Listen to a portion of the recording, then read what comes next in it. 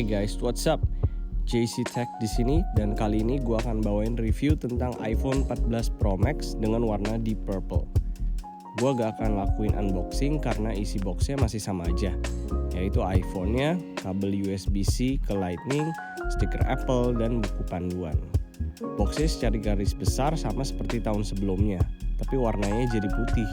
Sebelumnya yang iPhone 13 Pro warnanya hitam boxnya.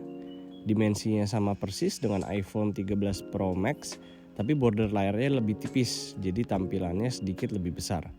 Beratnya sekitar 240 gram dari Apple, dan yang pasti ciri khas dari iPhone 14 seri Pro yaitu tompel barunya atau yang disebut Apple sebagai Dynamic Island. Nanti akan kita bahas di belakang.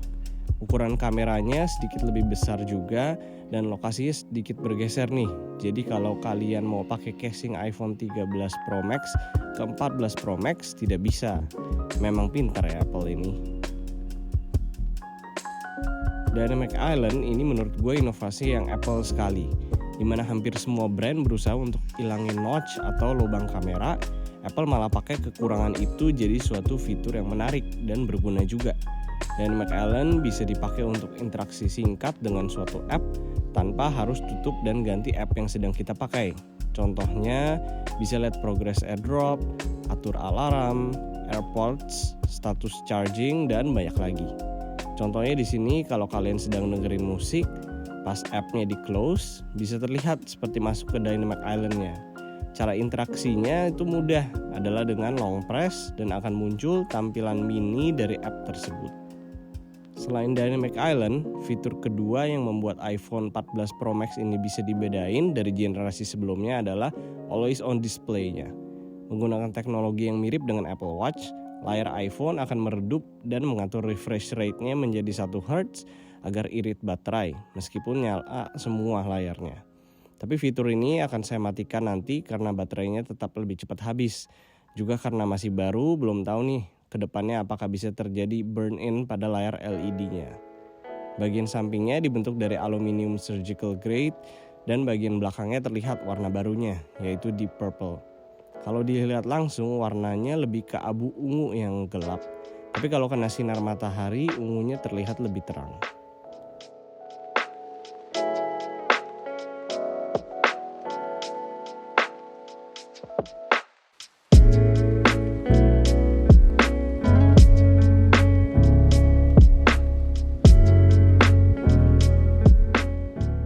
Untuk speknya tentu lebih canggih dari tahun sebelumnya, menggunakan A16 Bionic chip yang lebih dari cukup untuk kebutuhan sehari-hari dan juga untuk gaming.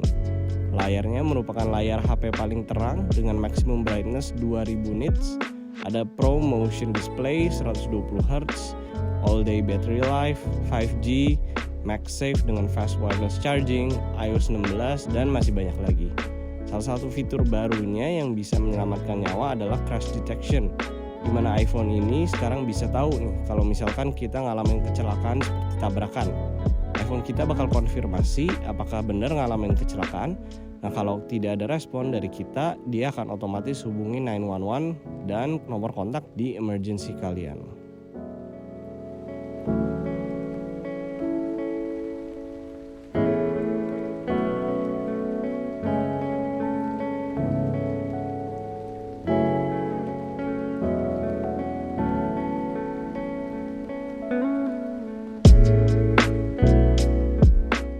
Sudah 3 tahun Apple pakai rangka yang sama, dari seri 12, 13 sampai sekarang yang ke-14. Bentuk yang lebih kotak dan kaku mirip seri iPhone 5 yang dulu ini. Kalau menurut saya tahun depan ada kemungkinan saja Apple mengganti rangkanya menjadi bentuk yang baru. Tapi dengan desain 3 tahun ini dan finishingnya, iPhone tetap terlihat sebagai HP premium kelas atas.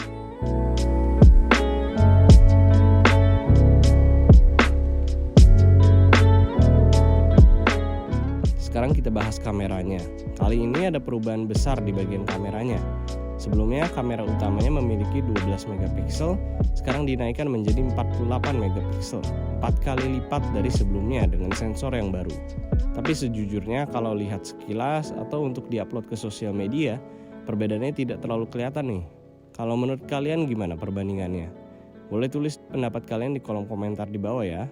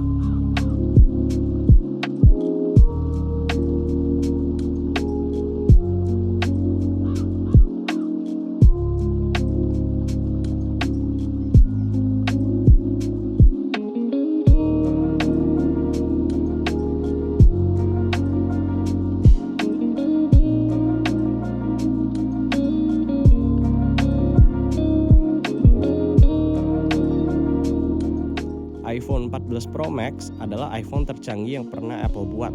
Seperti kata Apple setiap tahunnya, Apple telah melakukan usaha yang baik untuk mengupdate iPhone-nya tahun ini. Tapi selain Dynamic Island, kamera 48 megapiksel, dan warna deep purple-nya, sisanya mungkin terlihat sama aja seperti iPhone 13 Pro Max bagi konsumen secara general. Menurut gua akan worth banget untuk upgrade ke iPhone 14 Pro Max kalau kalian pakai generasi iPhone 11 dan ke bawah. Buat kalian yang pakai iPhone 12 dan 13, kalau baterai health-nya masih aman untuk 1 tahun lagi, saran gue sih tahan dulu, karena kemungkinan tahun depan akan ada perubahan yang lebih drastis dibandingkan tahun ini.